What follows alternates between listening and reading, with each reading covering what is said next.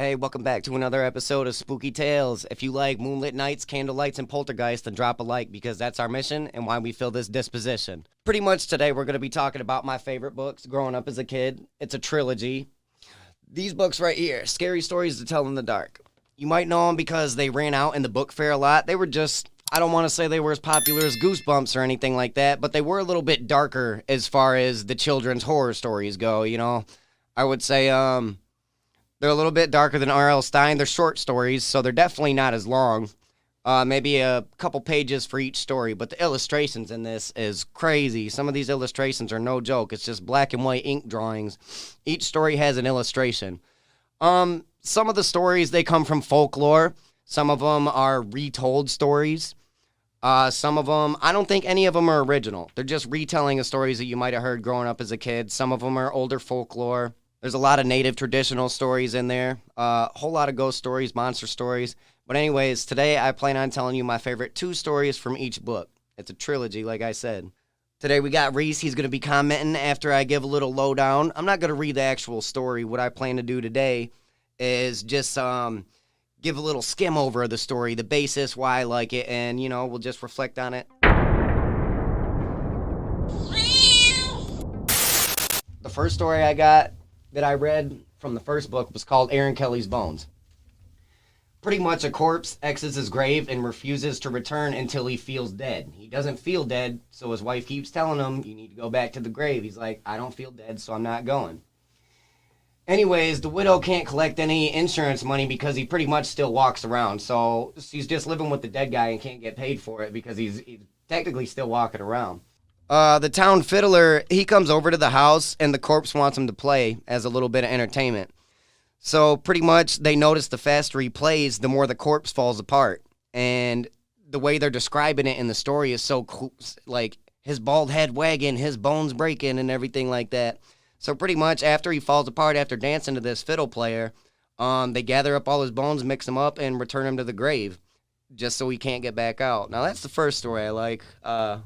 What do you think about that, Reese? That sounds really cool. It actually reminds me of a story I once read about. It was actually a fiddle player, and this guy, he ended up he was dancing with a girl, but it turned out to be the devil, and she took him back to hell. I feel like I heard something about that too. Yeah. Or maybe I'm thinking of that devil, where he's like playing the fiddle against the devil. Yeah. That might be what I'm went thinking down of. to Georgia. Yeah, devil went down to Georgia. That's what I'm thinking of. But yeah, I really like that story just because the thought of like a corpse dancing around in the fire, you know, dancing around in the fireplace, all the shadows flickering and everything, and the fiddle player just going faster, and the wife's going crazy. Play faster, this is working, and his arms just falling off and everything. I thought that was pretty morbid, especially for a kid's book. I think I was 7, 8 when I first started reading these. The second story I want to talk about from the first book actually is called A New Horse. This one's even a little bit more grim. Pretty much 2 farmhands were talking, and one of them says he's tired, and a witch, he tells the other farmhand, they sleep in the same room, by the way. The one that sleeps by the door says every night at midnight, a witch comes in, turns me into a horse, and rides me all over the prairie fields. So the other farmhand, he's pretty much like, all right, let me sleep by the door tonight and see what happens. So he sleeps by the door, and sure enough, at midnight, a creepy old lady comes in, says some weird words over him. He's still awake. And then she slides a bridle over him. And as soon as she slides the bridle over him, he turns into a horse. So she takes him to the fields and everything and starts riding him around at breakneck speed. You know what I mean? She eventually takes him to a large party, and she ties him up to the fence post. Well, he ends up rubbing against the fence post and getting loose. He takes the bridle inside to the party where the witch went, and he says the same words over her, slides the bridle over her. He turns her into a horse. So what he does, he gets on her and he rides her to a blacksmith, and he gets horseshoes nailed to her feet, you know. And then after he gets the horseshoes nailed to her feet, he takes her to a farmer and says, I want to trade horses, you know. I'll trade you this strong horse for a different one. So they trade horses. So the farmer takes his new horse into the stable, and he takes the bridle off, and when he goes to hang it up, he turns around, and it's his wife standing there naked with horseshoes nailed to her feet and hands. I thought that one was pretty grim, too. But just These stories, even with how short they are, they have a very good way of telling a picture painting. You know, you can picture it really well in your head, but You can see all the events unfold Yeah. in your head. and that's why I was saying I don't think something like Goosebumps would say like a naked bloody chick standing there with They wouldn't say horseshoes that. nailed to her hands and feet, you know, and it's the guy's wife. It's the farmer's wife, by the Yeah. way. So those are my two favorite stories out of the first book. I don't have a preference of book. All three are pretty good. You know, I like every story in every one of them. Some are longer than others, some are shorter. I picked just two of my favorite ones, like I said. So this next one is out of the second book, and this one's called More Scary Stories to Tell in the Dark. And this one, I love this story. It's called The Bed by the Window. So, pretty much three bedridden old men in hospice. They shared a room with a single window. The man closest to death was granted being by the window. So there was a guy named George, and he was the third away from the window. The dude next to the window died, so George got moved to the middle bed, pretty much. And he's like, I can't wait to get to this window because the guy at the window now, he's saying everything he sees out the window. Pretty women, fire trucks, you know, kids playing with their dogs, a park, an ice cream shop. So George, since he hasn't seen the outside, he's like, he knows the guy by the window is going to die soon. He's up next to die. He also knows he has a heart condition. He's like, man, he's going to die anyways. I can't wait to see what's out that window. This guy, he takes heart pills pretty much, and they're on his cabinet. He's right around the corner from George. So George is like, if I just knock these heart pills off, then he can't call the nurse. You know, if the nurse can't get to him, he can't get to his pills. He's going to end up dying. Well, he does end up knocking the pills off. Sure enough, that night the guy has a heart attack. And George, the guy in the middle bed, is so excited to see what's finally out the window. So they move everything and make all the preparations. And once he gets to that bed, it's just a blank brick wall. There's no window. There never was a window. Wow. There was never a window. We don't know if that guy was a loony or if he just was, you know, I got the bed by the window. But yeah, so pretty much George murdered somebody, got moved to the bed by the window, and it's just a brick wall. There's nothing there. You know what I mean? I thought that one was pretty damn morbid too as a kid. That you is know, morbid. like, and these, like I said, basically what I'm telling, how long I'm explaining these stories is about how long the story is. Okay. It's just I'm not going into details and names and everything. You know. The second story, this is also a good one. The second story out of this, it's called The Bad News. So pretty much not every story has a happy ending or a sad ending. It just has an inevitable ending. You know, this one has to do with death. We're all going to die. So pretty much there were these two guys named Todd and Leon. They played baseball. And they were talking one day and they're like, I wonder if they play baseball in heaven. So they're like, okay, whichever one of us dies first, we'll come back and we'll visit the other one and we'll let them know if they play baseball in heaven.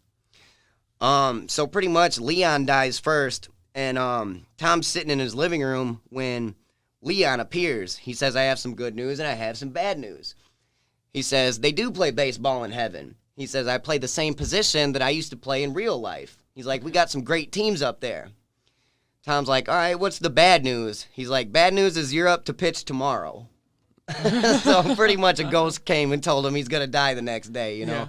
That's why I said it was inevitable.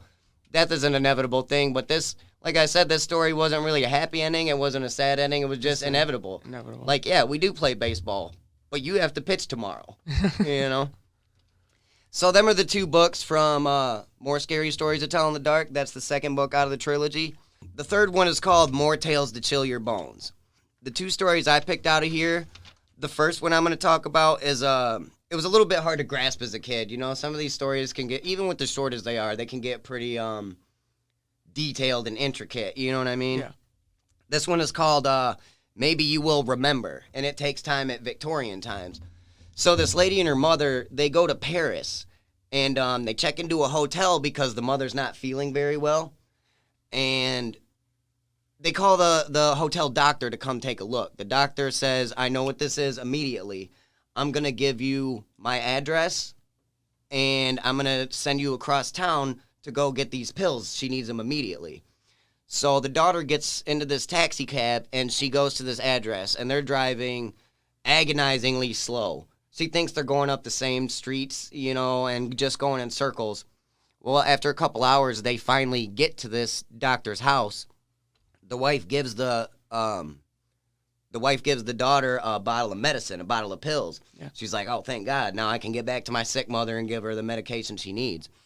So again, when they're driving back to the hotel, it's agonizingly slow, going up and down the same street. She's like, what the hell? Just get back to the hotel. So they get back to the hotel, and as she's talking to the clerk, she's like, I'm in this room. My mother's in this room. And the clerk's telling her, you must be in the wrong hotel, She's like, no, call the doctor. The doctor will remember me. So she calls the hotel doctor. And the doctor comes down and tells her the same thing. You must be in the wrong hotel. So she's like, okay, room 505. That's my room, Take me up to the room. They go up to the room, and when they open the door, all the blankets are different. The walls are a different color. There's all new furniture and everything. So that's where the story ends. You have to go to a different part of the book to see what happened. And turns out what happened in that situation was the doctor noticed she had a version of the plague. And she's like, this will be bad for the hotel. So pretty much sent the daughter on a wild goose chase to get some pills that didn't matter.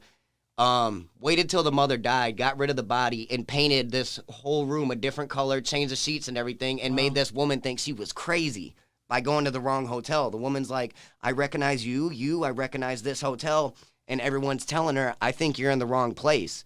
But what they did was they didn't want the plague being known that it was at this fancy smancy hotel. So they just got rid of her mother and pretended it never happened. Wow. That sounds very like trippy and psychological. Yeah, I know. And you ever been in a situation where you're like, you're right, but you can't prove it? Yeah. And everyone's telling you you're wrong, and you just, it eats a pit in your stomach, It'll eat you alive. It's insane. So for the last story I have, this one I like because it kind of tells you there's more than one way to get the same answer. Okay. Like 2 + 2 = 4, but also so does 1 + 3. Yeah. All right, so in this story, pretty much a farmer, he's looking for a little bit of fun, so he goes to a fortune teller. And the fortune teller, reading his palms, looking into the crystal ball, everything a normal fortune teller would do at the time. She says, your favorite horse is going to kill you. Okay. And the farmer's like, what the hell? She wouldn't harm a fly. This is a bunch of phooey. So he leaves, but in the back of his head, he's still thinking about it. When he's around the horse, he's like, man, that fortune teller said this horse is going to kill me pretty much. So after so many years of nothing happening, he kind of calmed down a little bit, but it's still in the back of his head. So once the horse was too old to basically be of any value, there's another farmer down the street with some kids. The horse is still sturdy enough to hold the kids, but it can't hold the farmer anymore, He's like, maybe in her last golden years, I'll give her and the kids some joy. So he gives this horse to that farmer. Now, in his head, he's thinking he did something good, but in his subconscious, he's like, now she can't kill me. He knows the horse is getting old and running out of time to kill him. Anyways, he goes back to visit a little bit after, and the other farmer says, I'm sorry, but the horse has died. Her bones are back there. Go ahead, and if you want to go say your goodbyes, the bones are right over there. So the farmer kind of got relieved. He's like, I'm going to say my goodbyes, but the horse is dead. It can't kill me. There's nothing it can do to kill me. So he goes up, and the horse's name is Bess. He bends down like to put his hand on her skull to say his final goodbyes to old Bess. And as he's bending down to do that, a rattlesnake jumps out the eyeball of the horse. Oh, wow. And hits the guy. And that's ended up killing him. The fortune teller was right the whole time. Even though the horse didn't kill him directly, it was the horse that inevitably did kill him in some way. That's why I was saying at the beginning, 2 + 2 = 4, but so does 1 + 3. Yeah. There's different ways to get the same outcome, the same answer. But yeah, those are my 6 favorite stories I liked out of those books. Each chapter has roughly 17 to 20 stories. Okay. Some of them at the end of the chapters, they'll like to do some kind of funnier ones just to lighten the mood a little bit. Yeah. But the illustrations are the ones I love. The illustrations. His name is Stephen Gamel.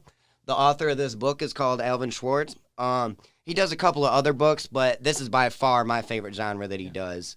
You know what I mean? Yeah. But the artwork, some of the artwork, these black and white ink blotches, it's crazy. That's going to wrap up today's episode. I just wanted to share one of my favorite childhood books. I like to share them with you. I know you're a book reader for sure. Most definitely. I probably don't have the same attention span, so I like to read the short stories. I can't read a chapter book of the same topic, you know. But anyways, yeah, that's my top 6 for that book, and we will see you guys next time for another episode of Spooky Tales.